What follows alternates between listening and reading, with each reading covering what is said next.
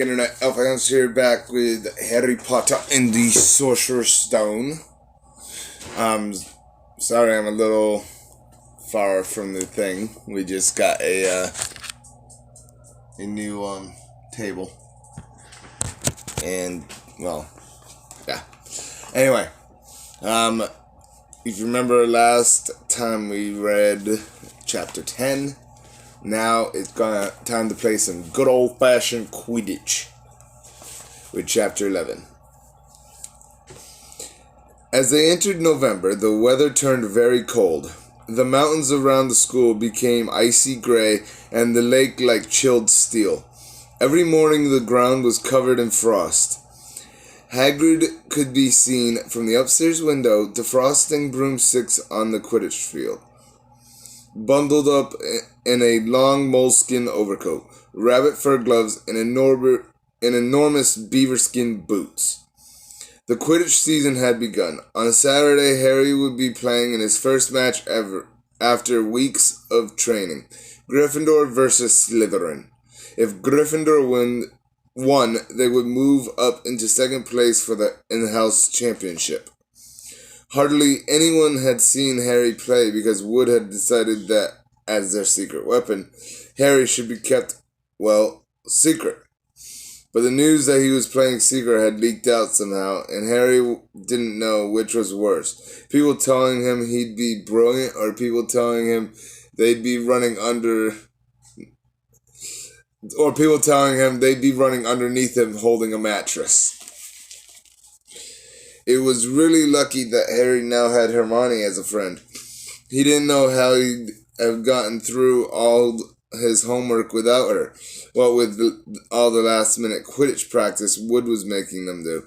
She also had lent him Quidditch Through the Ages, which turned out to be a very interesting read. Harry learned that there were 700 ways of committing a Quidditch foul, and that all of them had happened during a World Cup match in 1473. That seekers were usually the smallest and fastest players, and the most serious Quidditch accidents seemed to happen to them. That, although people rarely died playing Quidditch, referees had been known to vanish and turn up months later in the Sahara Desert. Hermione had become a bit more relaxed about breaking rules since Harry and Ron had saved her from the mountain troll, and she was much nicer for it. The day before Harry's first Quidditch match, the three of them were out in the freezing courtyard during break, and she had conjured them up a bright blue fire that could be carried around in a jam jar. They were standing with their backs to it getting warm when Snape crossed the yard. Harry noticed at once that Snape was limping. Harry, Ron, and Hermione moved closer together to block the fire from view. They were sure it wouldn't be allowed. Unfortunately, something about their guilty faces caught Snape's eye. He limped over. He hadn't seen the fire, but he seemed to be looking for a reason to tell them off anyway. "What's that you got there, Potter?" It was Quidditch Through the Ages. Harry showed him. "Library books are not to be taken outside the school," said Snape. "Give it to me. 5 points from Gryffindor." "He's just made that rule up," Harry muttered angrily as Snape limped away. "Wonder what's wrong with his leg." "Dunno, but I hope it's really hurting him," said Ron bitterly. The Gryffindor common room was very noisy that evening. Harry, Ron, and Hermione sat together next to a window. Hermione was checking Harry and Ron's charms homework for them. She would never let them copy. How will you learn? But by asking her to read it through, they got the right answers anyway. Harry felt restless. He wanted Quidditch Through the Ages back, to take his mind off his nerves about tomorrow. Why should he be afraid of Snape? Getting up, he told Ron and Hermione he was going to ask Snape if he could have it. "Better you than me," they said together. But Harry had an idea that Snape wouldn't refuse if there was other teachers listening. He made his way down the staff to the staff room and knocked. There was no answer. He knocked again. Nothing. Perhaps Snape had left the book in there. It was worth a try. He pushed the door ajar and peered inside, and a horrible scene met his eyes. Snape and Filch were inside alone. Snape was holding his robes above his knees. One of his legs was bloodied and mangled. Filch was handing Snape bandages. "Blasted thing," Snape was saying. "How are you supposed to keep your eyes on all three heads at once?" Harry tried to shut the door quietly, but... "Potter!" Snape's face was twisted with fury as he dropped his robes quickly to hide his legs. Harry gulped. I just wondered if I could have my book back." "Get out! Out!" Harry left, but before Snape could take any more points from Gryffindor, he sprinted back upstairs. "Did you get it?" Ron asked as Harry joined them. "What's the matter?" In a low whisper, Harry told them what he'd seen. "You know what this means?" he finished breathlessly. "He tried to get past that three-headed dog on Halloween. That's where he was going when we saw him. He's after whatever it's guarding, and I'd bet my broomstick he'd let that troll in it to make a diversion." Hermione's eyes went wide. "No, he wouldn't," she said. "I know he's not very nice, but he wouldn't try to steal something Dumbledore was keeping safe." "Honestly, Hermione, you think all teachers are saints or something," snapped Ron. "I'm with Harry. I won't put anything past Snape." "But what's he after? What's that dog guarding?" Harry went to bed with his head buzzing with the same question. Neville was snoring loudly, but Harry couldn't sleep. He tried to empty his mind. He needed to sleep. He had to. He had his first Quidditch match in a few hours. But the expression on Snape's face when Harry had seen his leg wasn't easy to forget. The next morning dawned very bright and cold. The great hall was full of the delicious smell of fried sausages and the cheerful chatter of everyone looking forward to a good Quidditch match. "You've got to eat some breakfast." "I don't want anything." "Just a bit of toast," wheedled Hermione. "I'm not hungry." Harry felt horrible. In an hour's time, he'd be walking onto the field. "Harry, you need your strength," said Seamus Finnegan. "Seekers are always the one who get clobbered by the other team." "Thanks, Seamus," said Harry, watching Seamus pile ketchup on his sausages. By 11 o'clock, the whole school seemed to be out in the stands around the Quidditch pitch. Many students had binoculars. The seats might be raised high in the air. Sorry about that. But it was still difficult to see what was going on sometimes. Ron and Hermione joined Neville, Seamus, and Dean, the West Ham fan, in the top row. As a surprise for Harry, they had painted a large banner on one of the sheets Scabbard's had ruined. It said "Potter for President," and Dean, who was good at drawing, had done a large Gryffindor lion underneath. Then Hermione had performed a tricky little charm so that the paint flashed different colors. Meanwhile, in the locker room, Harry and the rest of the team were changing into their scarlet Quidditch robes. Slytherin would be playing in green. Wood cleared his throat for silence. "Okay, men," he said. "And women," said Chaser Angelina Johnson. "And women," Wood agreed. "This is it. The big one," said Fred Weasley. "The one we've all been waiting for," said George. "We know Oliver's speech by heart," Fred told Harry. "We were on the team last year." "Shut up, you two," said Wood. This is the best team Gryffindor's had in years. We're going to win. I know it." He glared at them all as if to say, "Or else." "Right, it's time. Good luck, all of you." Harry followed Fred and George out of the locker room and hoping his knees weren't going to give way, walked onto the field to loud cheers. Madam Hooch was refereeing. She stood in the middle of the field waiting for the two teams, her broom in her hand. Now, I want a nice, fair game, all of you, she said once they were all gathered around her. Harry noticed that she seemed to be speaking particularly to the Slytherin captain, Marcus Flint, a sixth year. Harry thought Flint looked as if he had some troll blood in him. Out of the corner of his eye, he saw the fluttering banner high above, flashing Potter for president over the crowd. His heart skipped. He felt braver. Mount your brooms, please. Harry clambered onto his Nimbus 2000. Madam Hooch gave a loud blast on her silver whistle. 15 brooms rose high into the air. They were off. And the quaffle is taken immediately by Angelina Johnson of Gryffindor. What an excellent chaser that girl is, and rather attractive too. Jordan! Sorry, Professor. The Weasley twins' friend Lee Jordan was doing the commentating for the match. Closely watched by Professor McGonagall. And she's really belting along up there. A neat pass to Illicit Spinner, a good friend of Oliver Wood's, last year only a reserve. Back to Johnson, and no, the Slytherin have taken a quaffle. Slytherin Captain Marcus Flint gains the quaffle, and off he goes. Flint flying like an eagle up there. He's going to score. No, stopped by an excellent move by Gryffindor keeper Wood. And the Gryffindors take the quaffle. That's Chaser Katie Bell of Gryffindor there. Nice dive around Flint. Off up the field, and ouch, that must have hurt. Hit in the back of the head by a bludger.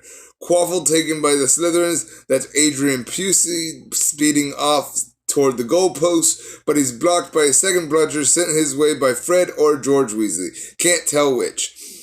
Nice play by the Gryffindor beater anyway, and Johnson back in possession of the quaffle.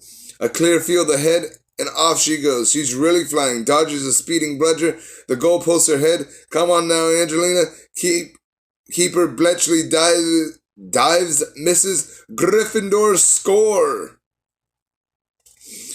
Gryffindor cheers filled the cold air with howls and moans from the Slytherin. Budge up there, move along. Hagrid. Ron and Hermione squeezed together to give Hagrid enough space to join them. Been watching from me hut? Said Hagrid, patting a large pair of binoculars around his neck. But it isn't the same as being in the crowd. No sign of the snitch yet, eh? Nope, said Ron. Harry hasn't had much to do yet. Kept out of trouble, though. That's something, said Hagrid, raising his binoculars, peering skyward at the speck that was Harry. Way above them, Harry was gliding over the game, squinting about for some sign of the snitch. This was part of his and Wood's game plan. Keep out of the way until you catch sight of the snitch, Wood had said. We don't want you attacked before you have to be. When Angelina had scored, Harry had done a couple of loop-the-loops to let off his feelings. Now he was back to staring around for the snitch. Once he caught a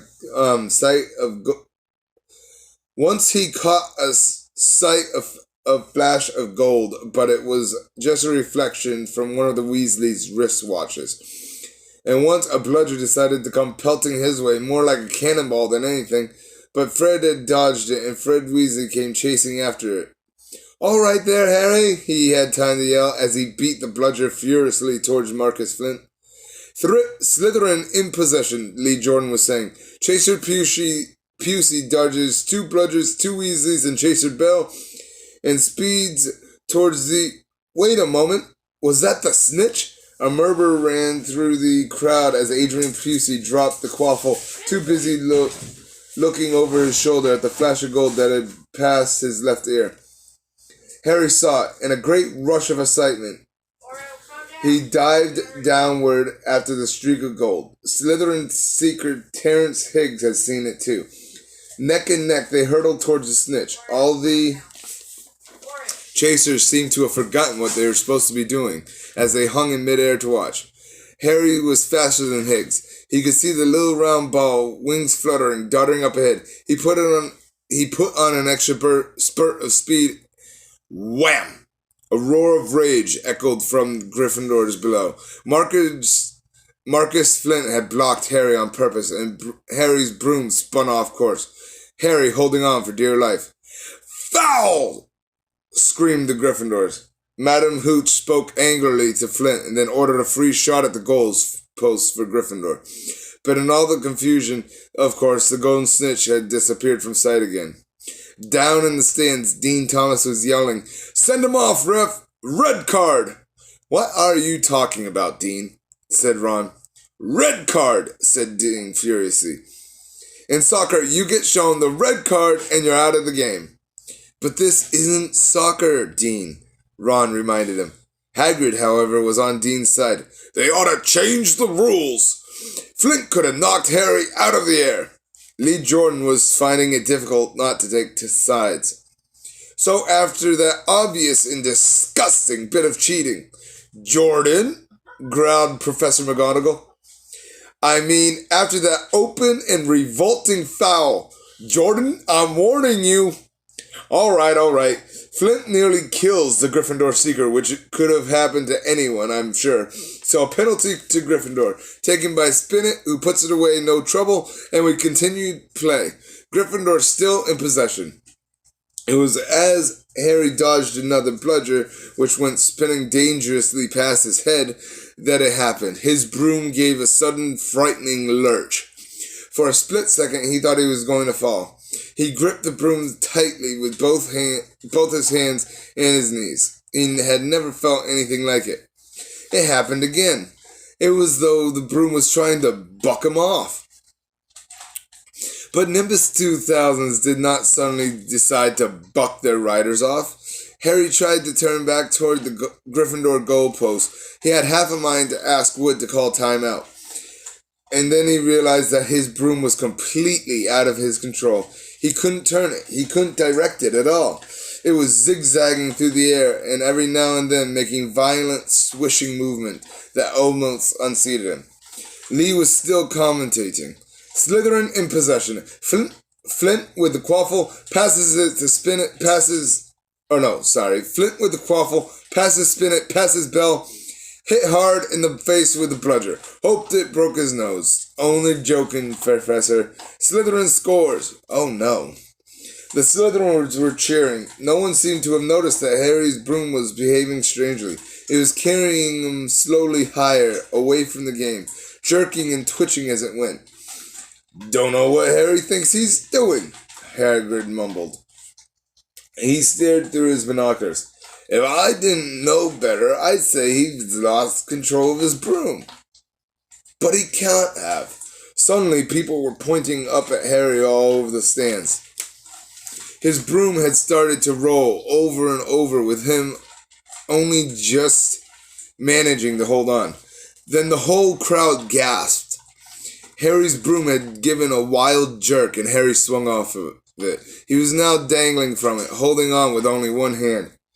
"Did something happen to it when Flint blocked him?" Seamus whispered. "Can't have," Hagrid said, his voice shaking. "Can't nothing interfere with a broomstick except powerful dark magic? No kid could do that to a Nimbus 2000. At these words, Hermione seized Hagrid's binoculars, but instead of looking up at at Harry, she started looking frantically at the crowd. "What are you doing?" moaned Ron, gray-faced. "I knew it!" Hermione gasped. "Snape, look!" Ron grabbed the binoculars. Snape was in the middle of the stands opposite him. He had his eyes fixed on Harry and was muttering non-stop under his breath. "He's doing something! Jinxing the broom!" said Hermione. "What should we do?" "Leave it to me." Before Ron could say another word, Hermione had disappeared. Ron turned the binoculars back on Harry. His broomstick was vibrating so hard it was almost impossible for him to hang on much longer. The whole crowd was on its feet, watching, terrified as the Weasleys flew up to try and pull Harry safely onto one of their brooms, but it was no good. Every time they got near him, the broom would jump higher still. They dropped lower and circled beneath him, obviously hoping to catch him if he fell. Marcus Flint seized the quaffle and scored 5 times without anyone noticing. "Come on, Hermione," Ron muttered desperately. Hermione had fought her way across the stands where Snape was stood and was now racing along the row behind him. She didn't even stop to say sorry as she knocked Professor Quirrell headfirst into the row in front. Reaching Snape, she crouched down, pulled out her wand, and whispered a few well-chosen words. Bright blue flames shot from her wand onto the hem of Snape's robes. It took perhaps 30 seconds for Snape to realize that he was on fire. A sudden yelp told her she had done the job. Scooping the fire off of him into a little jar in her pocket, she scrambled back along the row. Snape would never know what had happened. It was enough. Up in the air, Harry was suddenly able to clamber back onto his broom. "Neville, you can look," Ron said. Neville had been sobbing into Hagrid's jacket for the last 5 minutes. Harry was speeding towards the ground when the crowd saw him clap his hand to his mouth as though he was going to be sick. He hit the field on all fours, coughed, and something gold fell into his hands. "I've got the snitch!" he shouted, waving it above his hand, and the game ended in complete confusion. "He didn't catch it! He nearly swallowed it!" Flint was still howling 20 minutes later, but it made no difference. Harry hadn't broken any rules, and Lee Jordan was still happily shouting the result. Gryffindor had won by 170 points to 60. Harry heard none of this, though. He was being made a cup of strong black tea back in Hagrid's hut with Ron and Hermione. "It was Snape," Ron was explaining. "Hermione and I saw him. He was cursing your broomstick, muttering. He wouldn't take his eyes off you." "Rubbish," said Hagrid, who hadn't heard a word of what was going on next to him in the stands. "Why would Snape do something like that?" Harry, Ron, and Hermione looked at one another, wondering what to tell him. Harry decided on the truth. "I found out something about him," he told Hagrid. He tried to get past that 3-headed dog on Halloween. It bit him. We think he was trying to steal whatever it's guarding." Hagrid dropped the teapot. "How do you know about Fluffy?" he said.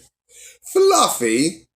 "Yeah, he's mine. Bought him off a Greek chappie I met in the pub last year. I lent him to Dumbledore to guard the—" "Yes?" said Harry easily. "Now don't ask me any more," said Hagrid gruffly. "That's top secret, that is." "But Snape's trying to steal it." "Rubbish," said Hagrid. "Snape's a Hogwarts teacher. He'd do nothing of the sort." "So why did he try and just kill Harry?" cried Hermione. The afternoon's events certainly seemed to have changed her mind about Snape. "I know a jinx when I see one, Hagrid. I've read all about them. You've got to keep eye contact, and Snape wasn't blinking at all. I saw him." "I'm telling you, you're wrong," said Hagrid hotly. "I don't know why Harry's broom acted like that, but Snape wouldn't try and kill a student. Now listen to me, all 3 of you. You're meddling in things that don't concern you. It's dangerous. You forget that dog, and you forget what it's guarding. That's between Professor Dumbledore and Nicholas Flamel." "Aha!" said Harry. "So there's someone called Nicholas Flamel involved, is there?" Hagrid looked furious with himself. And that is the end of Chapter 11, Quidditch. Remember, if you enjoy my content, be sure to like that or hit that like button, turn on notifications, subscribe, share my videos with your friends. Don't be afraid to hit me up on social media, all that good stuff. And I'm sorry I haven't been making videos as I usually do. I've been doing a little bit more hours at work. But I am planning a video for the first time ever. I'm actually writing out stuff, doing research, stuff like that, on a very controversial video. And I really hope that you guys like it. I'm still doing the research, so it's not going to happen for a few more days, at least. I just want to get all my facts straight, all my ducks in a row, per se. So, until next time, see ya. Bye.